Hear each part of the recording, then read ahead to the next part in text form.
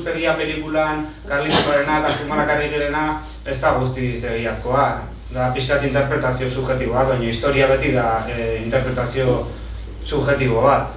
Saiatzen zera objektiboki egiten, baina beti daukazu horrelako manipulazio toke bat, interpretazio bat, eta hau da gure ikuspegia pixkat beste modu batea, beste hizkuntza batekin kontatuta, baina Zumalakarregirena eta oro har euskal historiarena, ze horre Agirre lehendakari ere ditzen dugu, pixka bat egiteko referentzia Errepublikar garaiko euskal gobernu horri non abertzale guztiak eta errepublikarrak eta elkartu ziren, eta pixka bat bi garai historiko ikutzen ditugu, eta hori, nizerraki, gero bali mezute diskutitu edo kritikatu edo kritika deskonstruktibak egin, ongitorrek izango dira.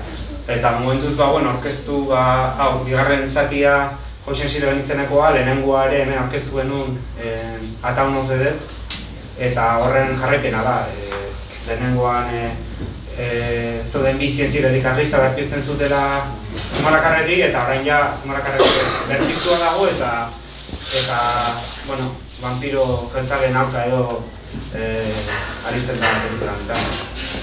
Eta hoxe eskartu Zumalakarregi museoari, azken nian hemen Zumalakarregin etxe izan gaude eta hori guretzako gore bada, así que...